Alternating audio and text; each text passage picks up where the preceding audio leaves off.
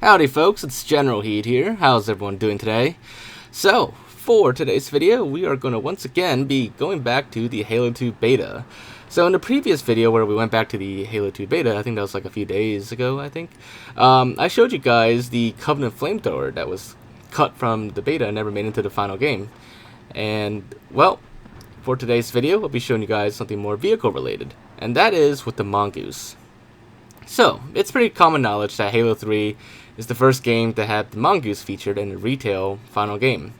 But, Halo 3 was not the first game to have the Mongoose. Technically, it was supposed to be Halo 2. Halo 2's Mongoose, however, was cut from the beta as well after the beta, and never made it into the final game. But for those people who have played or seen the beta, then probably know that it still exists in the beta, and you could check it out and even use it. And of course, for those of you who have never seen the beta before of Halo 2, well, this is it. This is what the Mongoose looks like. It's fully functional. It's actually pretty complete. Compared to the Covenant Flamethrower, the Mongoose actually has pretty, good textures. It's got a lot of good details on it. The glass, however, is pretty fake on it. But other than that, it's relatively complete. Now, there are a few bugs with it, and the sound effects aren't complete either. In fact, it actually uses just the Warthog sound effect. So when you drive the Mongoose, which is drivable, you'll just be hearing the Warthog sound effect, and that's it. It'll sound just like the Warthog. But everything else about it is actually, almost everything else is pretty functional. You got the headlights that actually work, brakes work. There's no brake or taillights on this. But Halo 3's Mongoose did have that. This one clearly does not, or at least it wasn't implemented yet at the time. I tried using the left trigger to do a power slide with the Mongoose, just like you could with the Warthog. I don't think it did anything. It didn't feel any different to me. I mean, the Mongoose by itself already is kind of slippery, but I don't think the power slide actually works. I don't think left trigger actually did anything. I can't tell because there's no taillights that turn on. But, aside from that, just some other interesting stuff with the Mongoose. So, one thing is that at this current state of development in the beta, it is actually indestructible, which I'll prove to you guys right now.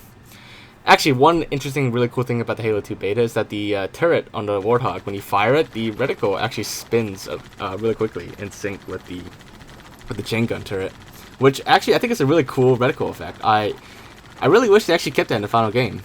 But of course, like a lot of things that never made it into the final game, it was basically another piece of cut content from the Halo 2 beta. But yeah, so aside from the chain gun turret, the main focus is the Mongoose, which as you can see took 0 damage at all, which is probably because it wasn't designed to take any damage yet, and it doesn't have any like armor pieces that fall off yet. That's probably like later in development. But of course, the Mongoose was probably cut before then. But it's really like totally indestructible. Yeah, not even the Covenant Disintegrator or Covenant Flamethrower does any damage to it. Which, if you remember in my previous video, this Disintegrator like shreds the Warthog apart. Like as soon as you use on the Warthog, it like blows away all the armor pieces on the Warthog and just strips it down. And then continuous fire even longer will destroy that Warthog. But nope, the Mongoose is totally unaffected. And because of that, it also makes the player, or the driver, invincible on a Mongoose. So, obviously that's, probably just something to do with it being like early in development. And I'm sure the final version of the Mongoose would be destructible if it had made it in Halo 2. Now, the story of the Mongoose is that it was cut because Bungie couldn't figure out how to fit it into the Halo 2 sandbox. Like, it just wouldn't really make sense with all the other vehicles at the time, which, I don't, based on like how it worked in Halo 3, I think the Mongoose would have been fine, but in, I guess at the time in development of Halo 2, they just figured it didn't really fit anywhere, it wasn't really balanced, it just didn't really do much, so I guess that's why they cut it. But it would have been cool if it made it into the final game. Also, if you were wondering, the back seat, the passenger seat, does not work in a beta. I already tried, it doesn't do anything. Another player cannot ride on the back of the Mongoose. It's driver only, and it's still mostly like a Warthog. But yeah, so there you guys have it. That is the original Mongoose in Halo 2 that never came to be in the final game. That is basically what it looks like, how it performs, and what's left of it, basically.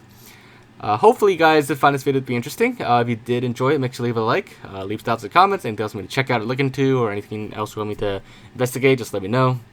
But other than that, make sure to subscribe, and I will see you all next time.